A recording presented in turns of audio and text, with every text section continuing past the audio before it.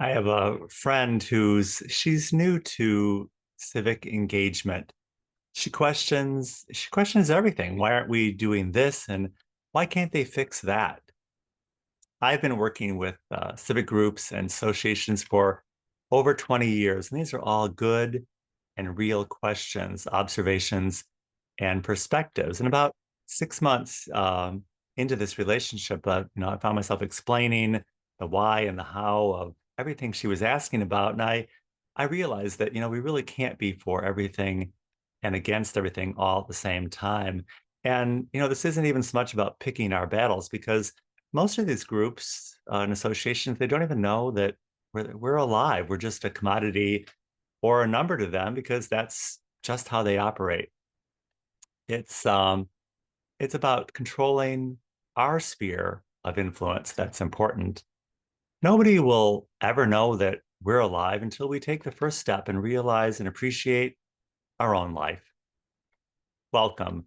Welcome to Illinois Bridging Awareness.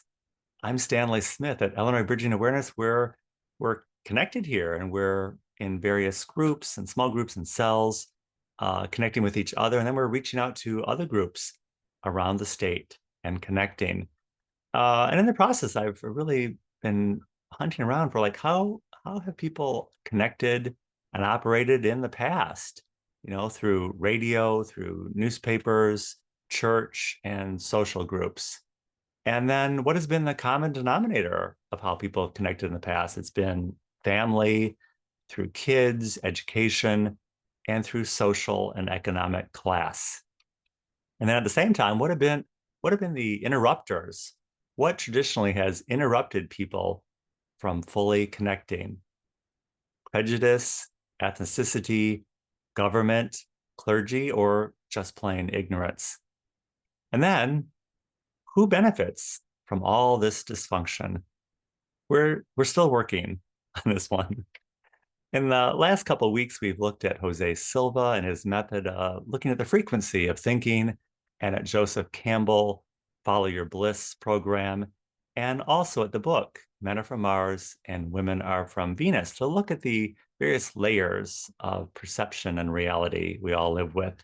This week, we're looking at Stephen Covey's Seven Habits of Highly Successful People. These are all old ideas and topics, but we don't hear much about these anymore. In the past, even people like Oprah, she used to talk about the secret and the power of attraction. But then she kind of moved on to the idea that, this generation just had to die in order for the world to truly evolve. Why is progress? Why does it always seem to be based on getting rid of the wrong people? It's kind of telling. In Stephen Covey's book, we see the concept of things you can control and things you can't control. In our time, we see a narrowing of perspective, and it's often about treading on the will of other people. This is also very telling. It tells us that the supposed triumph of progress is not so much about progress, but more often about sheer power and control. Is progress about being for things or against things? Are we proactive or reactive? We can see in history that progress is made often by reacting against an abusive system and then being proactive and invested in supporting a new status quo until that eventually becomes corrupted and abusive. The need to be toppled is repeated over and over again, and then reform is initiated to set a new order. So we could look and think, well, is that really progress or is it just an endless cycle? Is it really the triumph of good over evil, or is it just the triumph of someone's will over the will of another? Recently, I've asked you to consider what is your ask and what is your offer. And this week, I'm adding the essence. I'm adding your essence to the equation. What is your ask? What is your offer? And what does it reveal about your essence?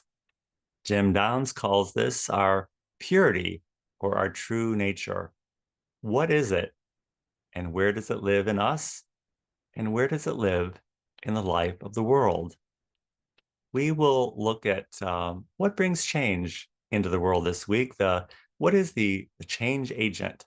Is it being for stuff or against stuff? Being proactive or being reactive? And how does that play out in the transactional nature of our day-to-day life? And then the essence of who we really are and our essence and purity in the world. No one will ever see us until we see ourselves and then make the choice to live that out in the world. Oprah was off to a good start, but then, like many people, she made the mistake of looking for a final solution.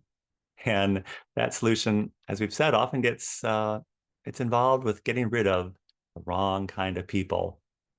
When we're living out our true selves, we see that there really are no wrong kind of people. They're just people.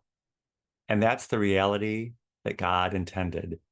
And we can respond with respect, dignity, and honor for ourselves and for everyone around us. Look at what is working in your life, lift that up, and then step away from dysfunction.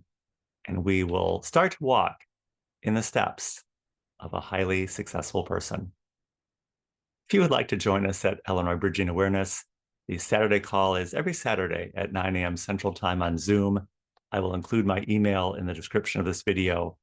I'll be happy to send you an invitation. And I look forward to seeing you very, very soon.